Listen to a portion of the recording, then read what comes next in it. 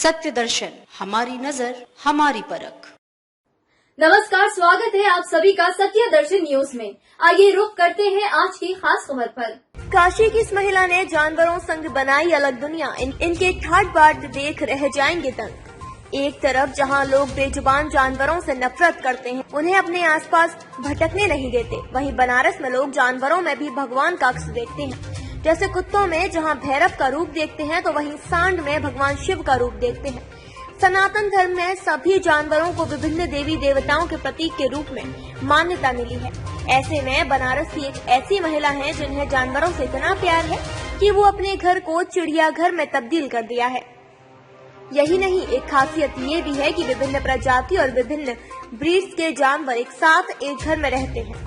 Varanasi federation car animal protection की campaign assistant Swati Balani को जानवरों से इतना प्यार है कि उन्होंने अलग अलग प्रजाति के जानवरों को अपने एक घर में पनाह दी है।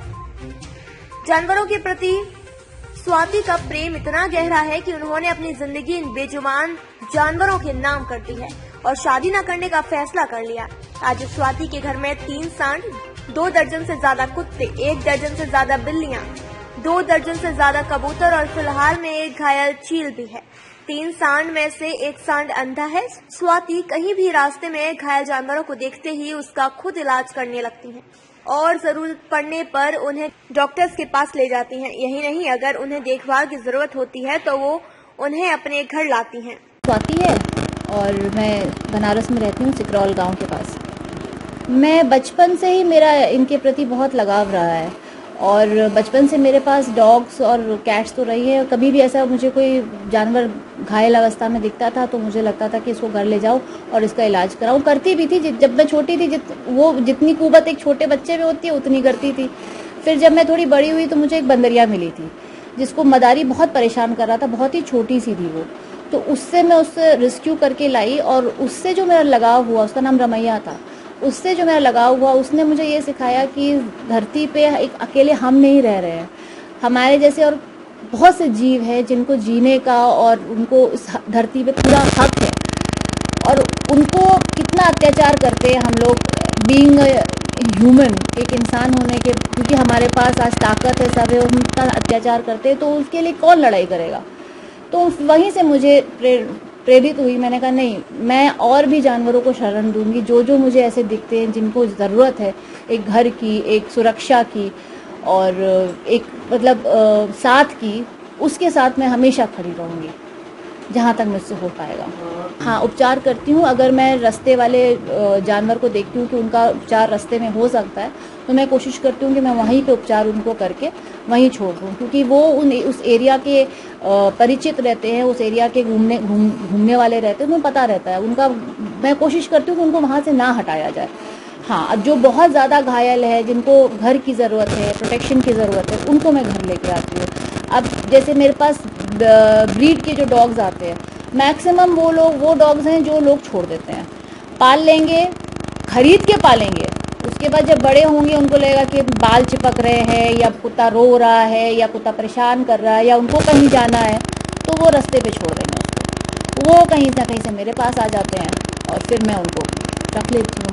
अडॉप्ट हुए तो हुए, नहीं हुए तो मेरे पास रह जाते हैं। मेरे पास चील है और कबूतर है और उल्लू भी आया था लेकिन नहीं है मेरे पास अभी वो, और सांड है, 3 सांड है और बिल्लियां हैं, 13 बिल्लियां हैं, 20 से 25 कुत्ते। अब तो मैंने गिननी भी बंद कर दी है कि कौन गिनती रखे इतनों का। और बाकी बाहर भी बहुत सारे जो गली के मोहल्ले के कुत्ते हैं वो भी सब यहीं आके अपना डेरा डाले रहते हैं। बस एक बैल अंधा है जी, चील भी गायब है जी, तो ये सब कैसे मिला? बैल मेरे को किसी ने मुझे बताया कि एक अंधा बछड़ा था उस वक्त ये, और नगर निगम में जाएगा तो उसको वहाँ पे बड़े सांड रहते हैं, अंधा बछड़ा को समझ नहीं आएगा तो उसके मरने की घटना ज्यादा हो सकती है। अंधा है तो उसको बाहर भी नहीं छोड़ सकते हैं, तो वो मेरे पास ही है, अब मेरे पास ही रहता है। चील मांझे से उसका पूरा पंख जो यहाँ से कट गया था और उस वक्त हमको मालूम नहीं था कि डॉक्टर इसका इलाज कर सकते हैं। फिर हमारे एक डॉक्टर हैं, हमारे बहुत अच्छे डॉक्टर विनोद, उनसे हमने पूछा तो उन्होंने कहा हम ऑपरेशन कर देंगे। उनका एक बार ऑपरेशन भी हुआ लेकिन बाई चांस ऐसा था कि हड्डी ठीक से जुड़ी नहीं उसकी। अभी वो उड़ तो सकता है लेकिन बहुत ऊंचा नहीं उड़ पाएगा। अगर वो ऊंचा नहीं उड़ पाएगा तो चील को फिर बाहर छोड़ने का फिर मुझे सेंस नहीं समझ में आता कि मान लीजिए फिर से कहीं गिर गया तो फिर उसको घायल हो जाएगा। तो अभी वो मेरे पास ही है, उसका मैंने पूरा बंदोबस्त ऊपर छत पे कर दिया है, चारों तरफ से बड़ा सा उसको एरिया दे दिया है, वो अपना ऊपर बैठेगा, अपना मजे करेगा जो है। नहीं, हमला तो कभी नहीं किया है। देखिए, मुझे किसी बहुत अच्छे डॉक्टर ने, दिल्ली के डॉक्टर ने बताया था कि आप एक जानवर को देख के पहचान सकते हैं कि उसे परवरिश कैसी मिली है।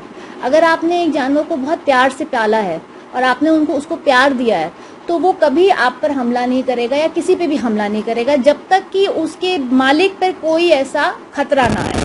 तो मेरे कोई भी जानवर किसी पे ऐसे हमला नहीं करते हैं। हाँ, इन्फेक्शन तो मुझे नहीं लगता है सर। देखिए, मैं अपना बता रही हूँ, बचपन 2 साल से थी मैं जब मैंने बच्चों को, कुत्तों को देखा। और मैं जब 1.5 साल की थी, पापा मम्मी कहते हैं कि मैं भागते हुए कुत्ते के पेट पे जाके सो जाती थी। तो जब 1.5 साल के बच्चे को उस वक्त इन्फेक्शन नहीं हुआ तो अब तो मेरी इम्यूनिटी काफ़ी स्ट्रॉन्ग हो गई होगी।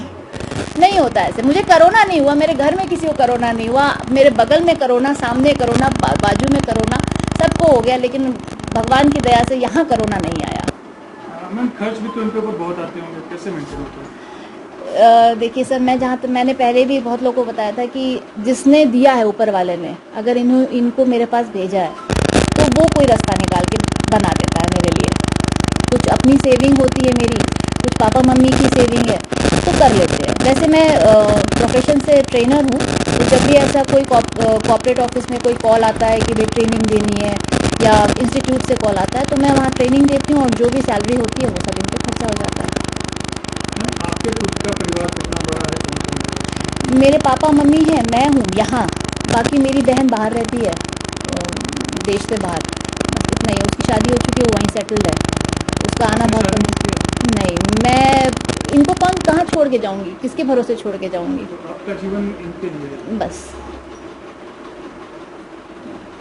मैं लोगों को ये समझाना चाहूँगी कि देखिए, ये है तो हम हैं। आज धरती पे अगर ये ख़त्म हो गए तो हमारा अस्तित्व भी बहुत जल्दी ख़त्म हो जाएगा।